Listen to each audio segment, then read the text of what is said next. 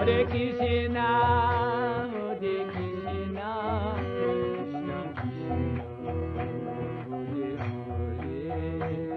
Hare Hare, Hare Rama, Hare Rama, Rama Rama, Hare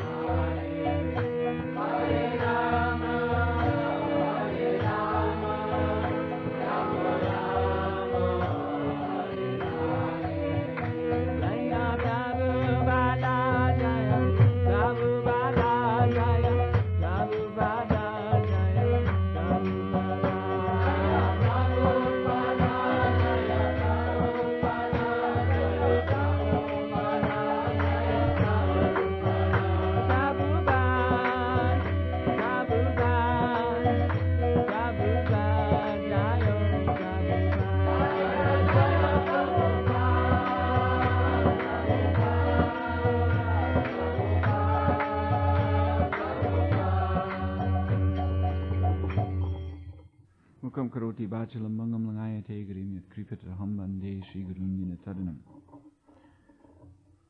So, Hare Krishna. Maharaj Pitu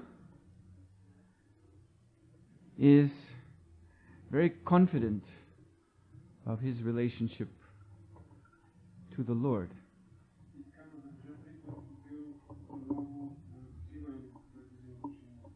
Because he is fully self-realized.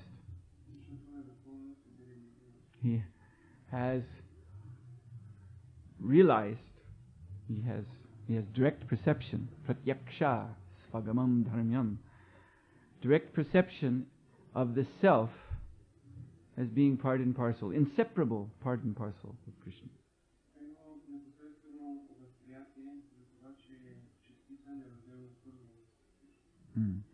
So he is here praying to the Lord that perhaps because of my devotional service to you, Goddess Lakshmi may become angry because I've intruded in her area of personal service.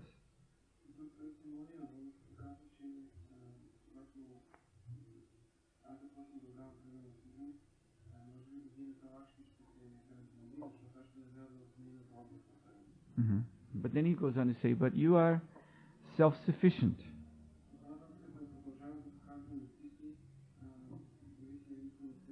You are actually not dependent upon Lakshmiji's service. And also, you are Dina Vatsala. You are very favorable to those who are unfortunate, like myself.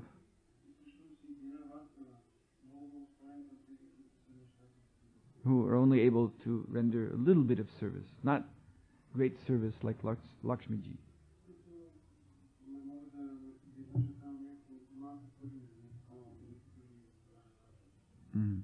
So, he's concluding that even though she, who is the mother of all the universes, because she is the Lord's feminine Shakti, he has not to fear from her.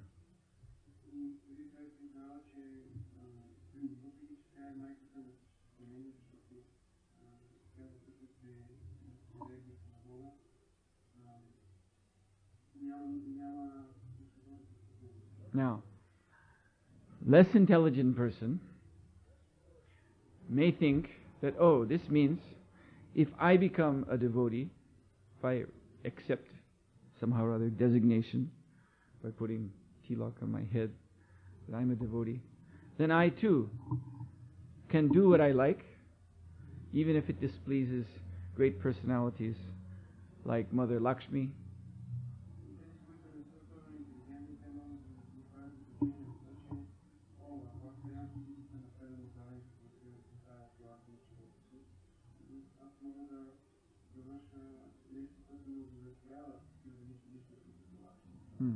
Because I have taken shelter of the Lord,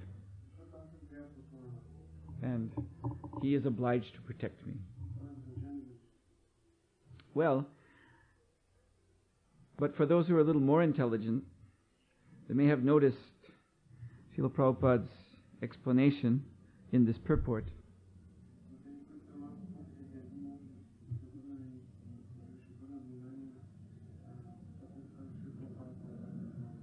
Srila Prabhupada writes, "The Lord is so kind that He accepts a little insignificant service.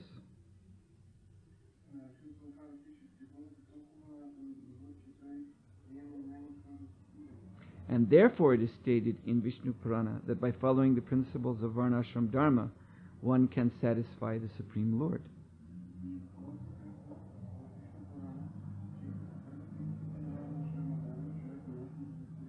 When the Lord is satisfied, the performer of sacrifices is elevated to the platform of devotional service.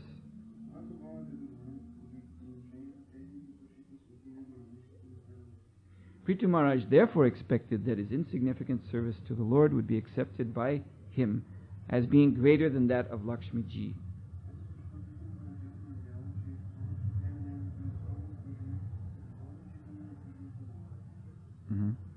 The goddess of fortune is called Chanchala, restless, because she is very restless and is always coming and going.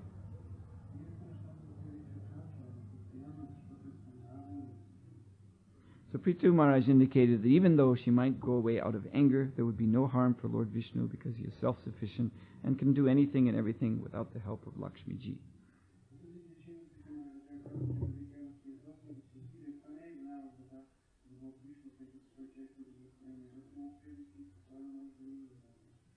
So the point of these sentences is that there is a process that one should follow to become as dear to the Lord as Maharaj Prithu is.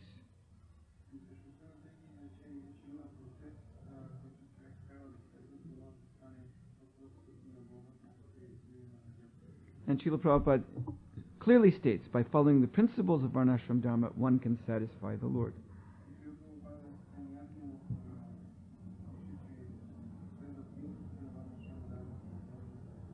So there is a standard. The standard that is set down in the Vedic scriptures for human civilization.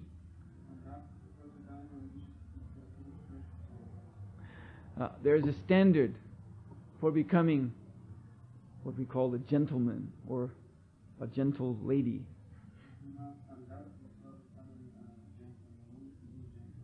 A standard of good behavior. Standard of honesty, morality, knowledge.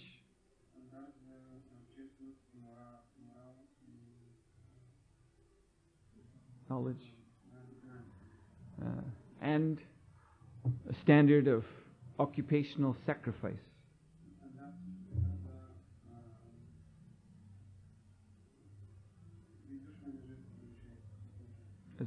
As we were explaining last night.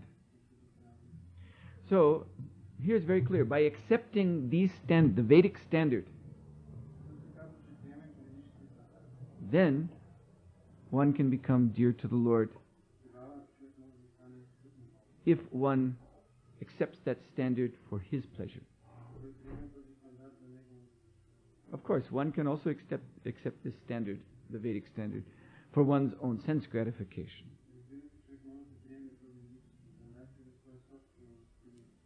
This is not the goal to become successful in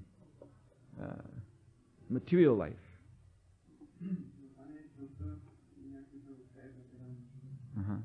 And enjoy one's position in this human body. That is not the point. Although, by following Varnashram, then the performer of sacrifice is awarded with all facility.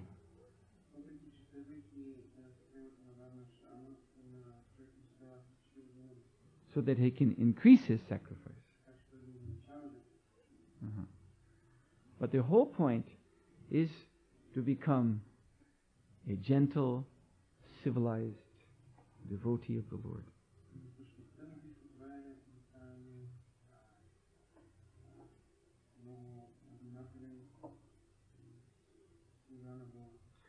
Who is fixed, steady in his position. You see? Prabhupada explains, goddess of fortune, she's chanchala. She's coming and going.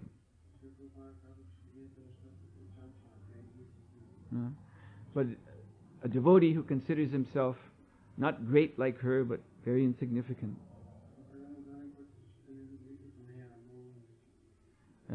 he just wants to render some service at some corner of the Lord's lotus feet and be accepted there. That I am your eternal servant.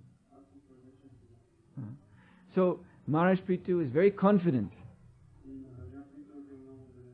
that Krishna has accepted him in that way. So confident that he's not worried if Lakshmi ji becomes angry with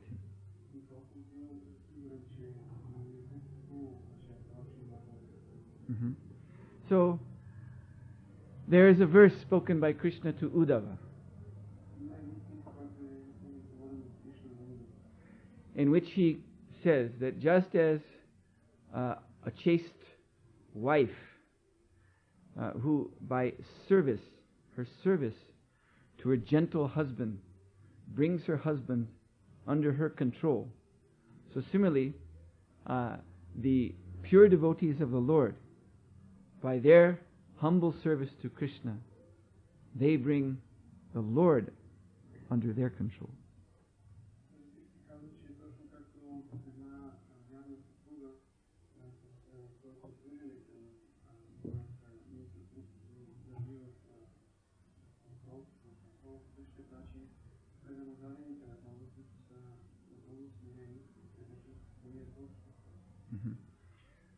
So, he's comparing the devotee to a chaste wife.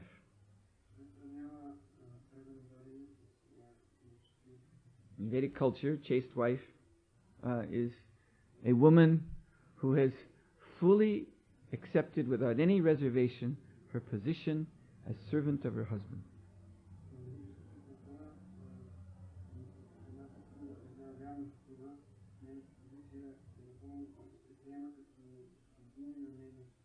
You see, the Vedic culture, it cultivates the service attitude.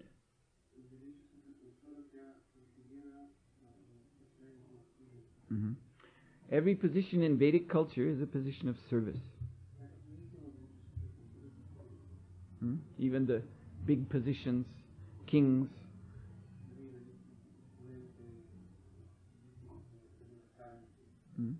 The ideal king in Vedic culture is right here, Maharaj Prithu, and just see what his mood is.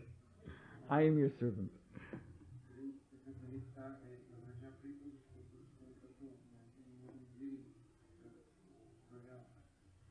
So,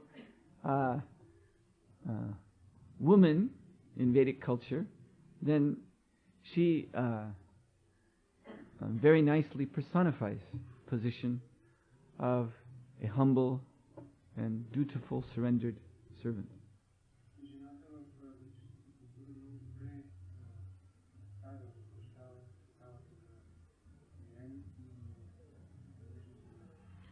So, Lord Krishna says, his pure devotees in relationship to him are like that Vedic woman in relationship to her husband.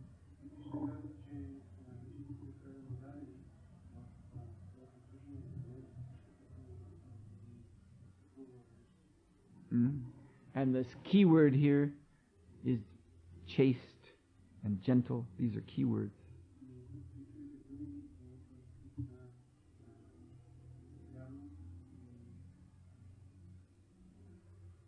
Probably no Bulgarian word for these.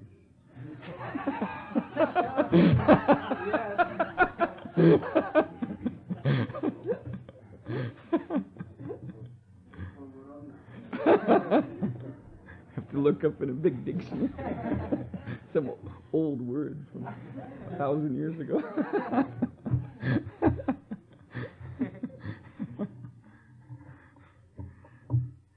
So it is actually these ideal qualities,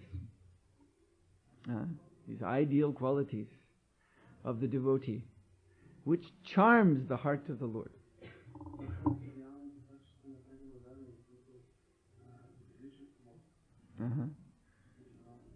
We find the Srimad Bhagavatam glorifying the devotees in many famous verses for their qualities.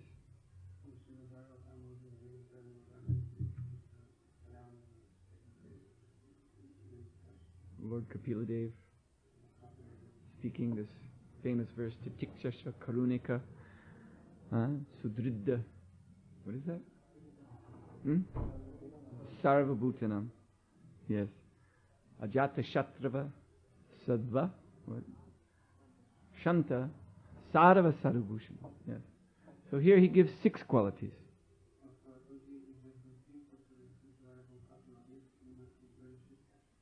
Titikshasha. Devotee is tolerant. The goddess of fortune is described here as Chanchala. She's restless.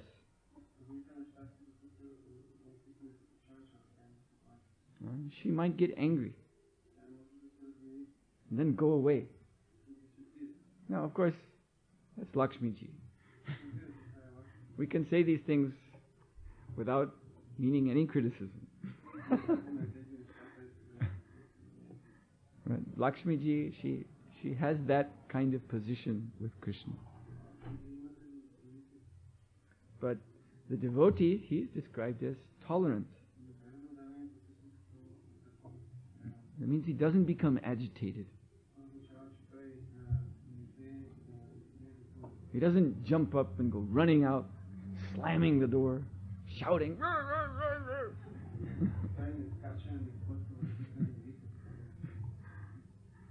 Karunika, he's an ocean of mercy.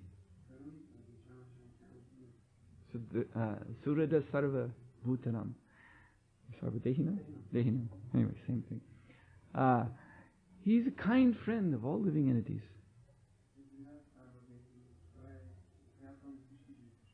He is Ajata Shatru, which means he has no enemy. Others, out of their foolishness, may think that we are his enemy. The non-devotees, they may, out of their foolishness, become enemies of the devotees.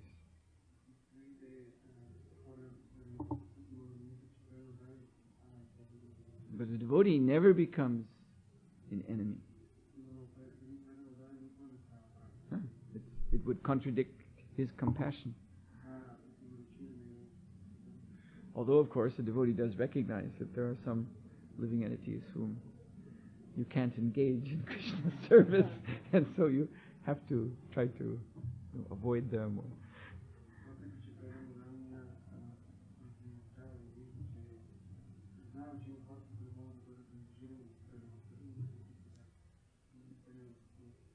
And he's Shanti, he's peaceful. And he's Sadhava. Sadhava means he's a sadhu. He's a saintly person. He embodies all the good qualities, all the transcendental knowledge imparted in the Vedic scriptures.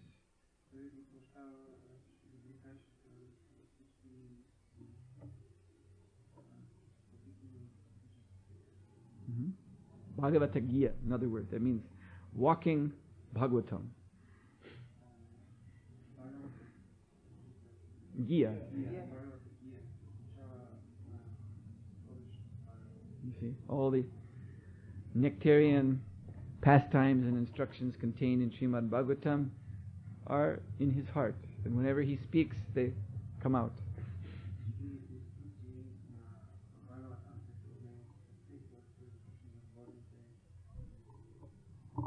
So these are qualities to which Krishna himself surrenders.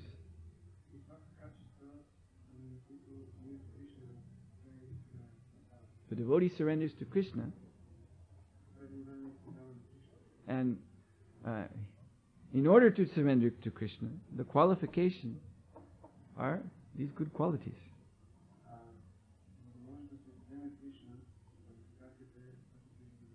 That's how you know who's surrendered to Krishna. Look at the qualities. So then one who's surrendered to Krishna, then he captivates Krishna by his good qualities.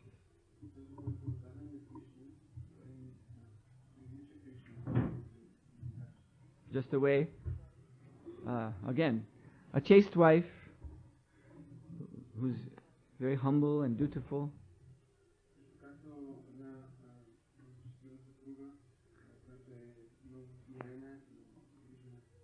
who is always thinking of ways to serve her husband. She's very busy in that service. And in her chastity and humility, she's never expecting any, never showing that she wants anything in return, simply my duty.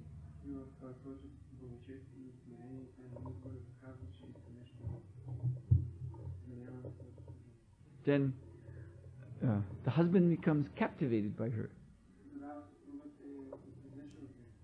And he begins to think of ways to reward her, to please her.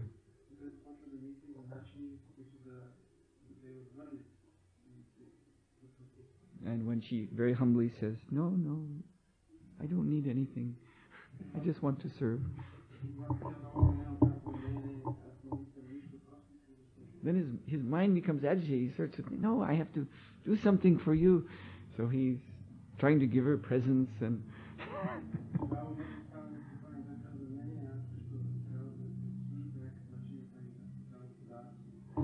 so this is natural. This is natural in human relationships. So these human relationships are, of course, reflections. They're derivations, derived from the original relationship between the Lord and His eternal associates.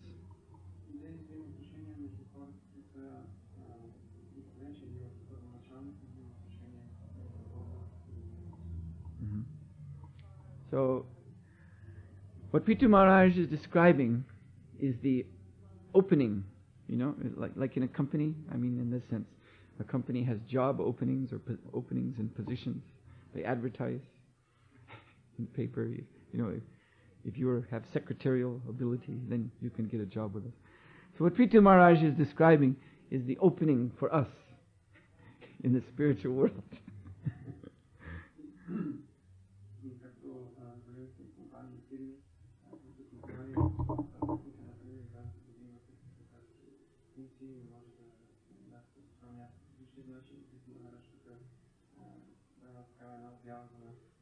We too can also attain an unshakable, fearless position.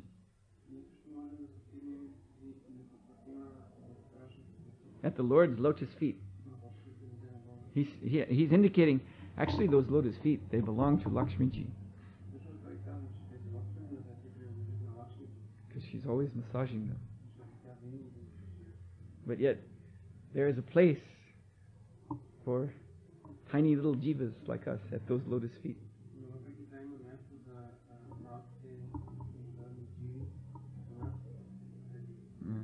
And we may also there, in our place, massage or render other kinds of service.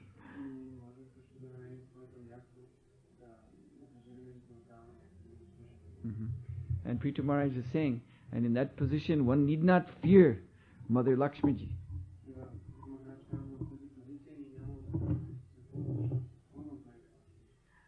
So, that position is available.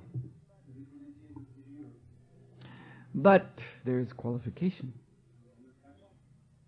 You just cannot declare yourself, oh, I am servant of Krishna.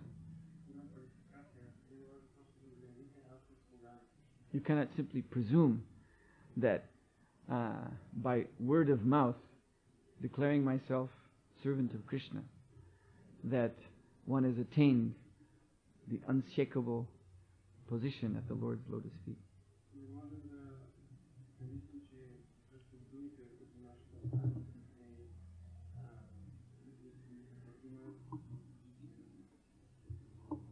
one cannot presume that they have brought the Lord under their control.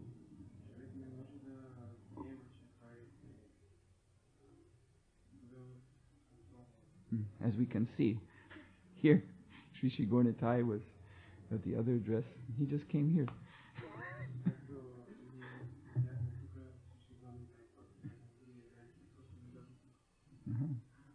So, certainly we cannot presume that we have the Lord under our control here. So Prithu Maharaj is saying, however, that one can attain this position by the proper qualities,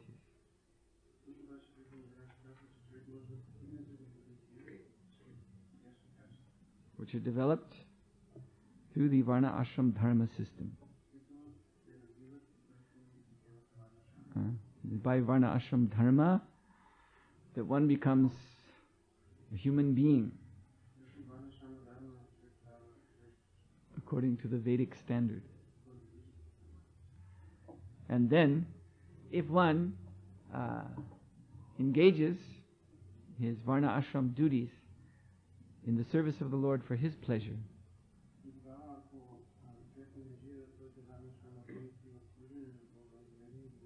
as Vishnu Purana says, the Lord becomes satisfied. So, everyone who is sincere about becoming accepted by the Lord has to also accept this standard.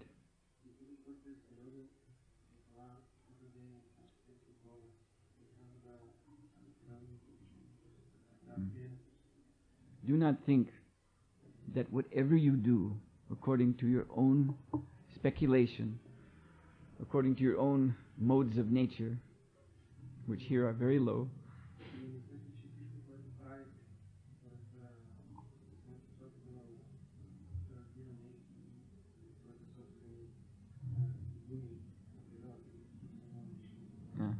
will captivate Krishna. Please don't think like that, because it is very foolish. Just understand that there are ideal qualities, and it is our responsibility to develop them.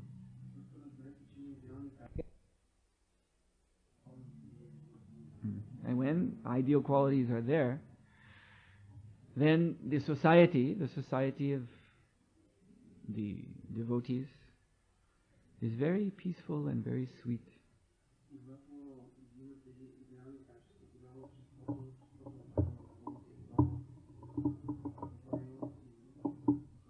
Just as they are serving Krishna, so they are serving each other.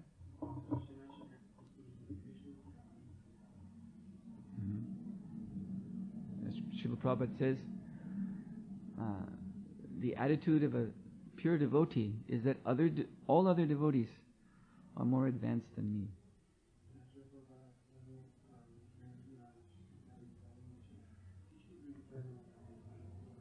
A pure devotee sees the service of others and thinks, oh, when will I come to that standard?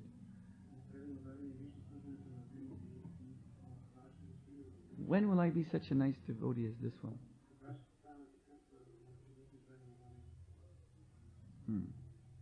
That's far away, far, far away from thinking, oh, all these other devotees are useless.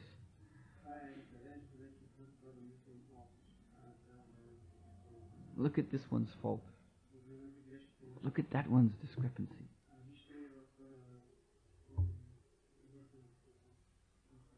I am better than him, I am better than her. It is very far away from the standard. So it is our definite task here in this country to establish basic principles of Varnashram culture. As I was explaining also last night, so that those who do want to become pure devotees of Krishna will be able to work engage themselves in such a way that they will become gentlemen and gentle ladies and exhibit all the good qualities of a cultured person, of a Vaishnava. And this will satisfy Krishna. Then Krishna won't go away. Of course, he can always do that. He is, after all, independent. But maybe he will listen to us when we pray. Please don't go away.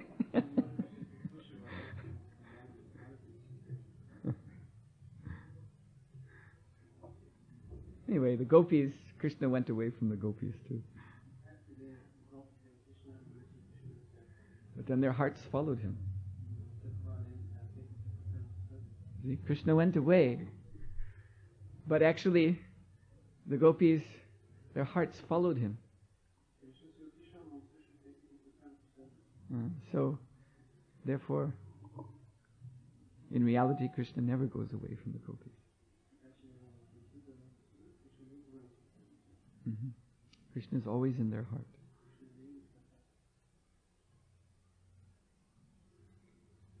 Any questions?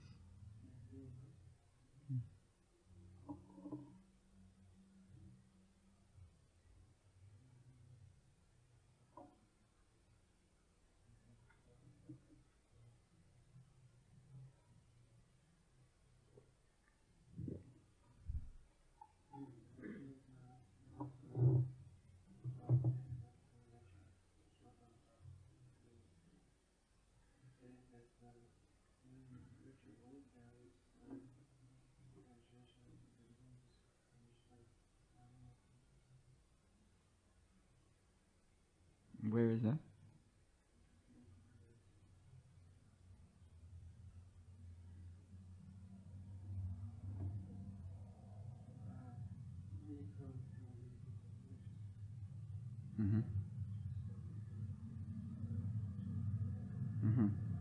Srila Prabhupada, well, the statement I know is that Srila Prabhupada says there are pure devotees. Pure Uttam, pure Madhyam, pure Kanishta.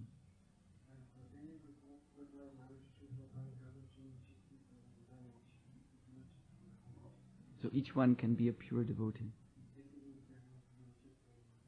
Pure Kanishta means one who's Kanishta means he lives at home generally. He lives at home. But all of the activities of his home are dedicated to the Lord. So Srila Prabhupada said when one comes to that state, everything for Krishna, he's considered pure, although Kanishta.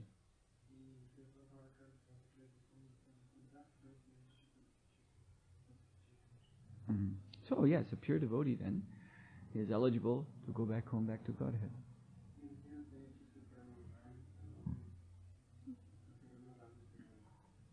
Lord Chaitanya's associates also appeared in these three categories.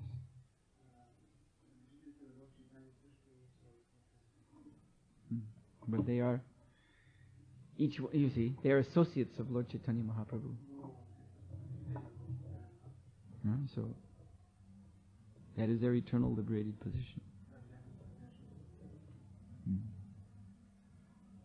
Yes?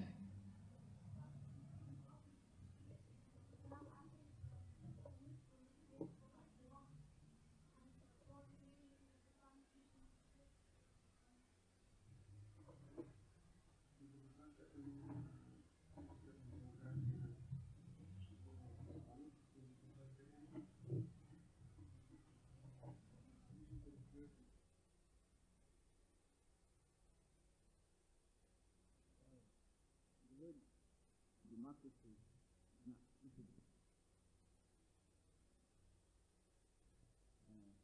We use another word.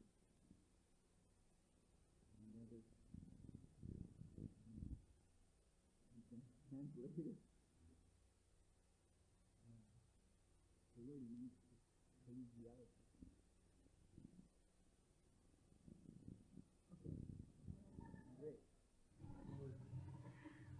So that is cooperation between colleagues. Democracy is something else. The members of a democracy are not colleagues. They're competitors. They're different political parties. And only when a country is on the verge of collapse, then everyone may agree to vote majority one party.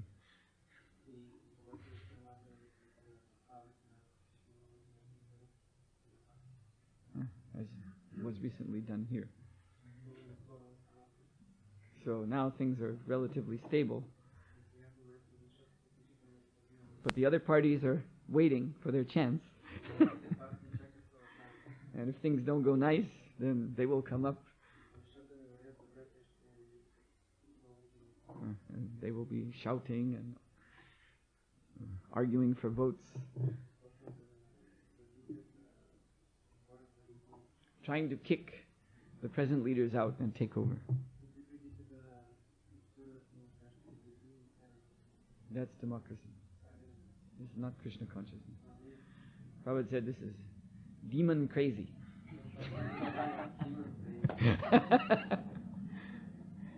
So, among devotees, the system is collegiality. We are colleagues. We are co-servants in Krishna's mission.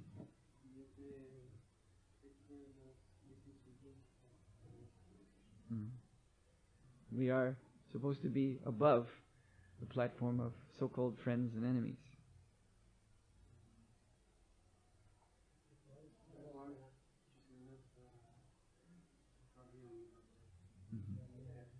Yes. So then, our cooperation is for the pleasure of Krishna. Srila Prabhupada used this expression.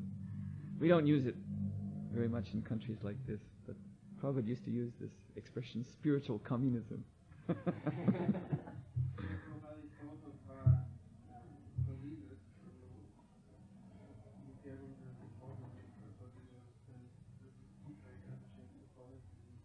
Because the material communism is more, it is actually some kind of drama that they do. You see, staged votes. You know, in the parliament, there would be some bill, some proposal, and everyone raised their hand because the big comrade has put this forward. So everyone puts their hand up.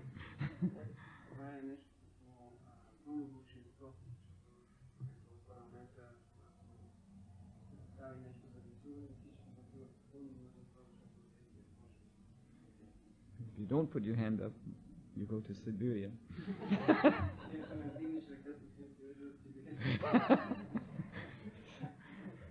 So this is only a kind of false show of collegiality.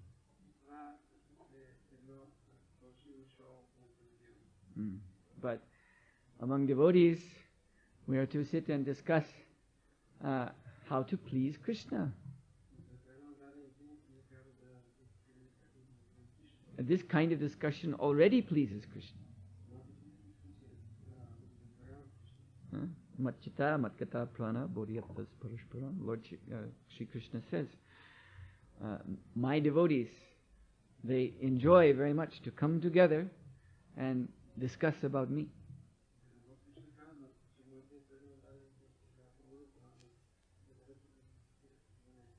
So this is not democracy, this is Bhagavad Gita. And the Lord becomes satisfied directly by these discussions. And then when the devotees resolve a conclusion for how to increase service to Krishna, how to improve service to Krishna,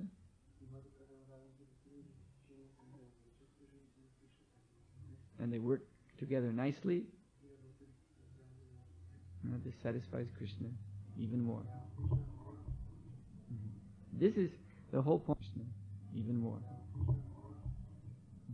This is the whole point of Krishna conscious collegiality, is simply to satisfy Krishna. Party, the other party. And fighting, each one waiting for the chance to overthrow the other.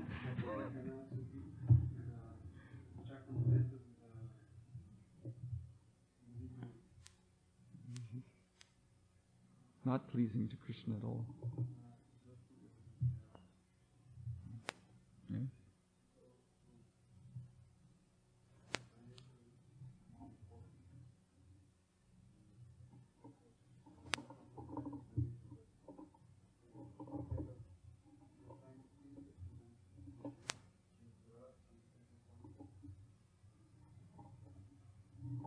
You got his question?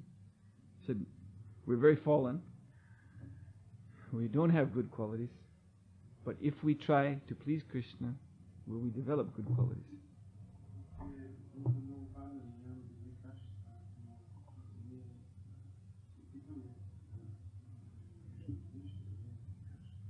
And the answer is yes. But you have to know what it means to please Krishna. To please Krishna, you do certain things, you don't do other certain things.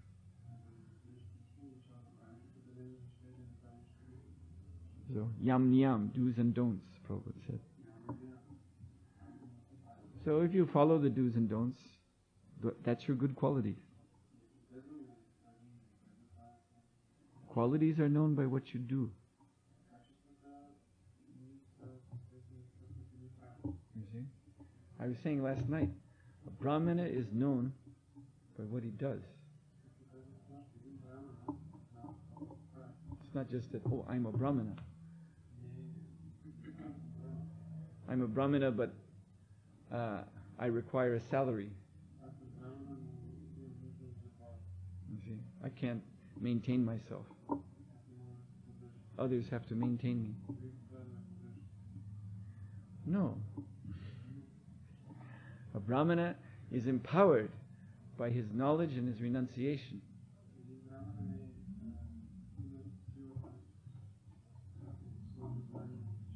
He's independent. Now, yes, because he's a teacher and a preacher,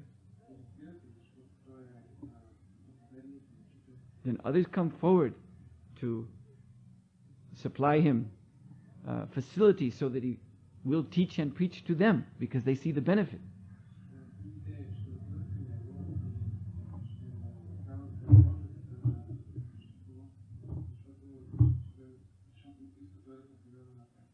They want to make sure that he stays with them, and they...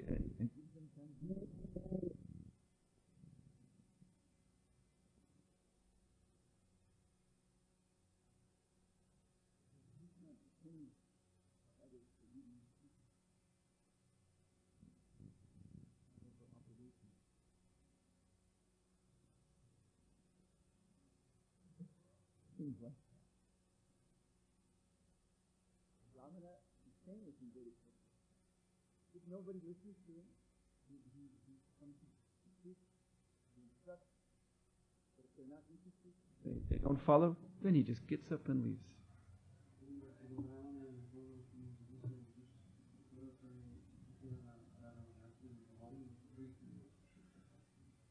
He doesn't think, oh, well, if I get up and leave, then they won't give me money.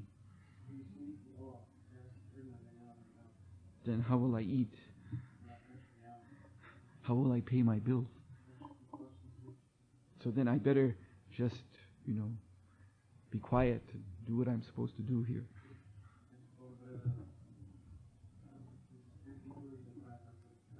This is a Shudra. Shudra is dependent.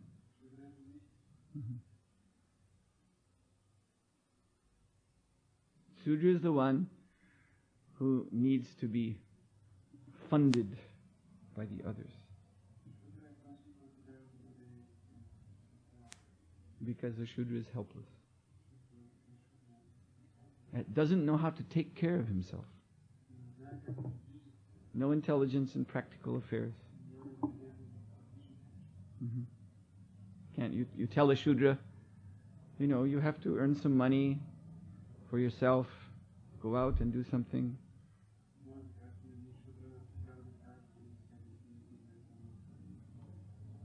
And a Shudra says, I cannot do this. I cannot think how to divide my money in different ways. I can't think how to do it.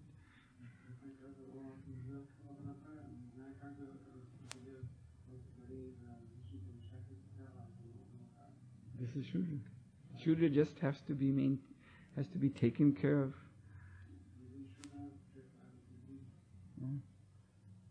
Given some service. Protected. Because they're helpless. But the problem in Kali Yuga is that the Shudras think, no, I have something to say. I have a philosophy to speak. You have to listen to me.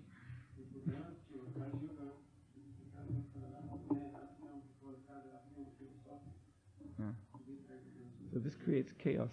You should just be quiet. This is Vedic culture. Those who are actual leaders are those who exhibit, as I said yesterday, they exhibit expertise in preaching, teaching, or in management, or in development of business, cow protection.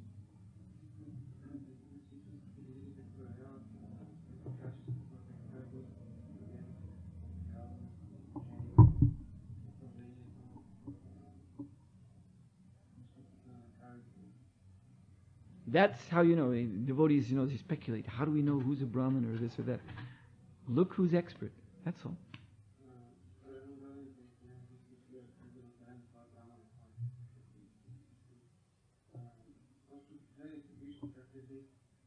We're looking now at our Sankirtan devotees and asking ourselves, are they expert?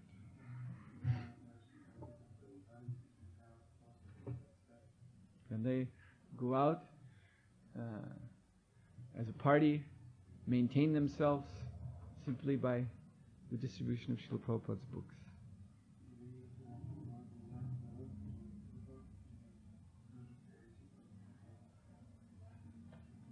To be able to take care of all their needs.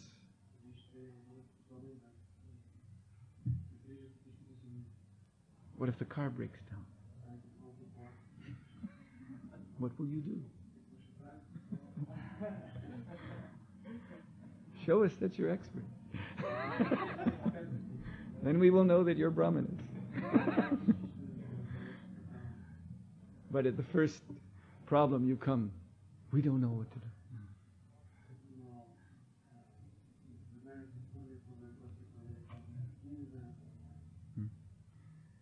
Well, then you're not so expert. This is the meaning. Brahmana, Prabhupada said, most independent. He doesn't depend on anyone for his service.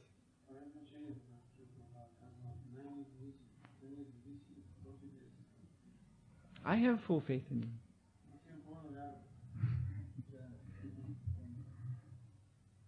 And I want to see who else can come up to the standard of expertise.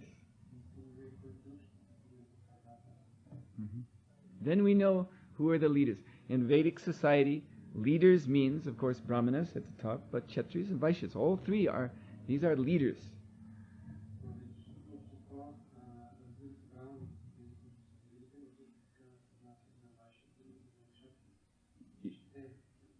You see this very clearly in Vedic culture. You see in the Krishna book, relationship between Maharaj Nanda and Maharaj Vrishabhanu.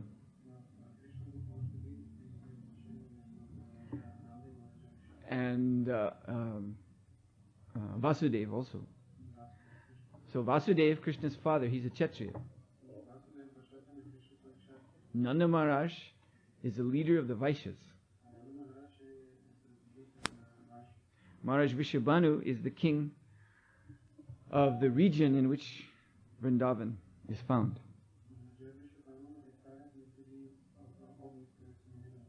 So he's also Kshatriya. Nanda Maharaj is a Vaishya. But you can see in Krishna book, when Vasudeva met Nanda Maharaj, they're like equals. Their dealings are friendly. Similarly, Maharaj Nanda is very friendly. Maharaj Nanda, Maharaj Vrishabhanu, very, very friendly relationship.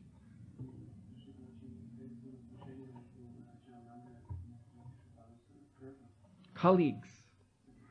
And you see this in India now too, even still. Of course it is not so pure, but still you see the form.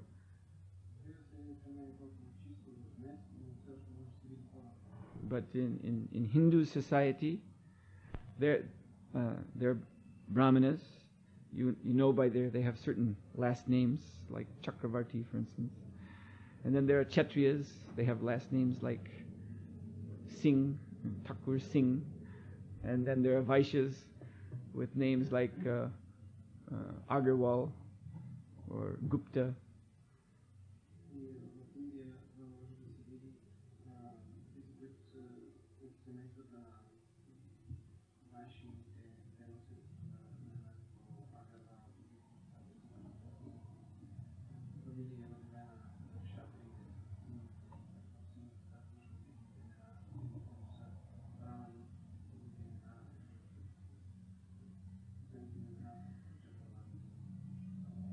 These are the well-established families.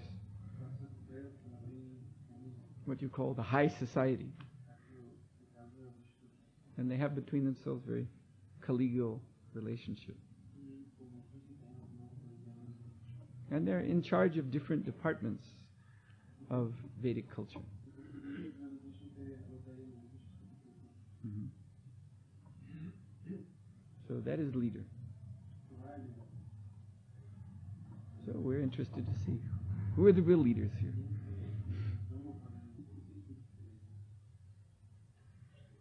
Okay. Yes?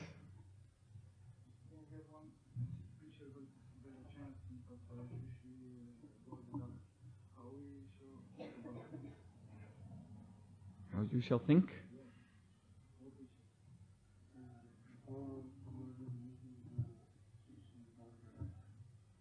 You shall think. Shri Shri Gaur Gadadhar Ki Jai. Please accept my humble obeisances.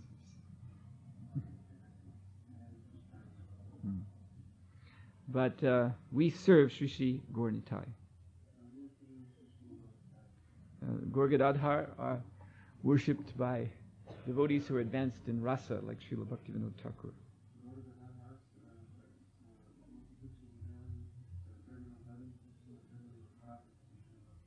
Now it's true there is a Bulgarian rasa, but it's a bit different from that enjoyed by great devotees like Bhaktivinoda Thakur.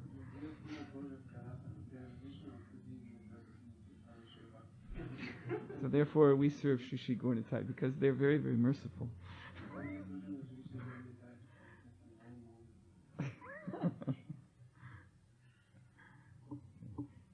Yes?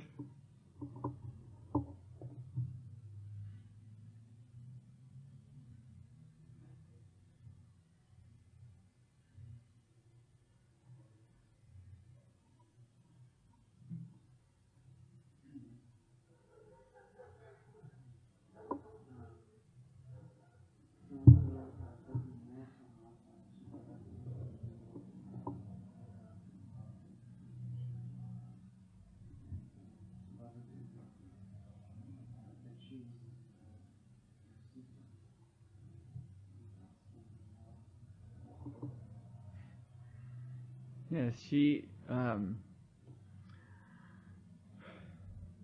There's in Mahabharata. There's a passage.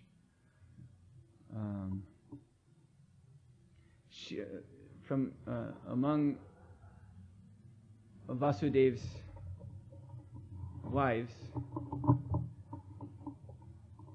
she's born. I don't know her mother's name, but her maternal brother's name is Sharana.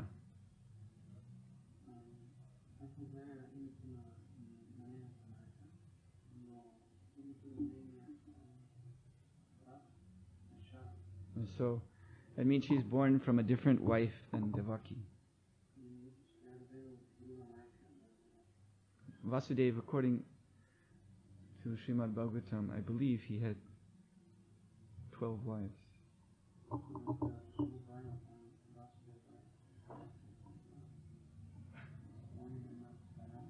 I may be wrong, but it was, 18. Okay. Even more. Yeah, we have to look. Anyway, he had quite a number of wives. So Subhadra Devi is the daughter of a different mother than Krishna's mother.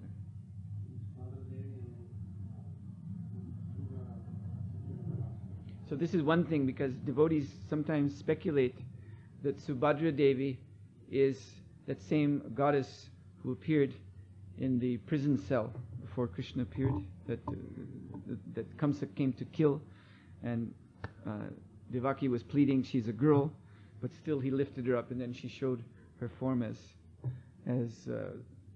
Krishna's energy, material energy, with many, many names. So some devotees think that she is Subhadra, but it is not true.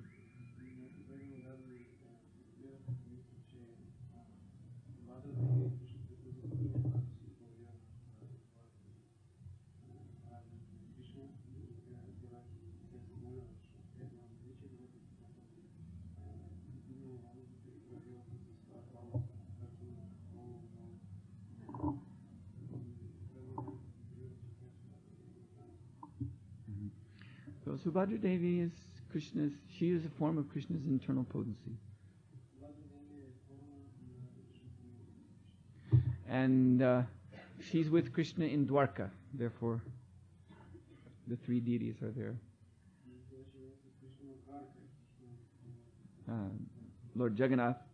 Jagannath is the name of Krishna, especially which applies to his Dwarka Leela.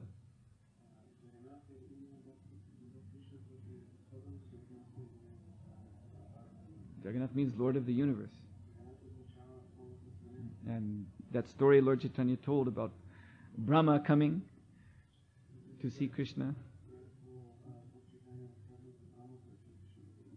And Krishna then showed this four-headed Brahma of our universe. He showed him all the other Brahmas from all the other universe by calling them.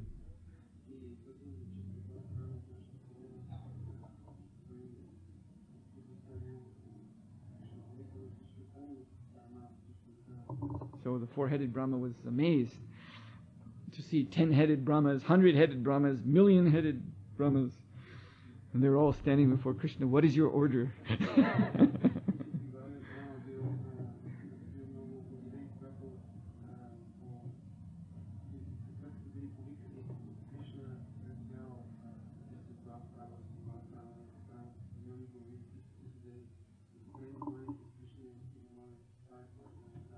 So this pastime happened at Dwarka. That is Jagannath, the Lord of the universe.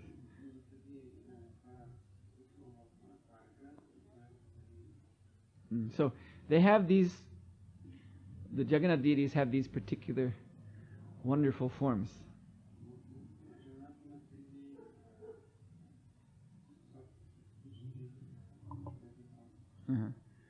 Because there's a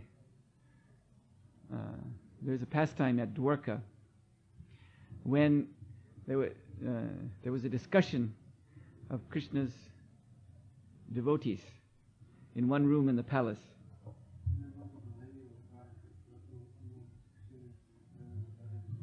Of Krishna's Vrindavan Leela. So Vrindavan Leela is, and Dwarka Leela, that's a very different mood.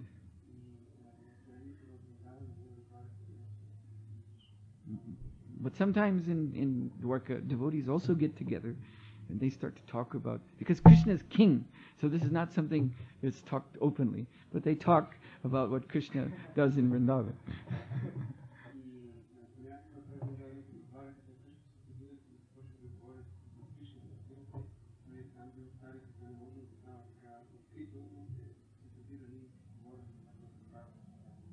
So then out in the hallway, Lord Krishna, Lord Balaram, and Subhadra Devi, they were just walking by. And then they heard through the door, through the keyhole, they heard these discussions.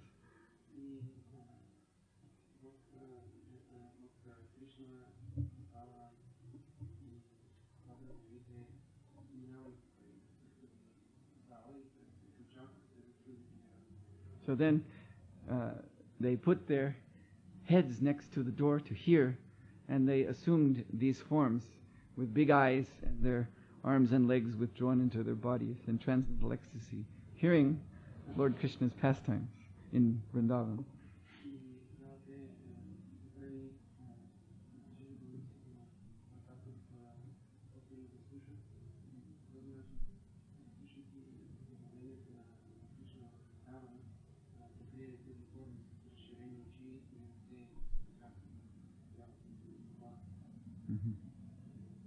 So that is why Lord Jagannath, Lord Baladev, Subhadra Devi look as they do.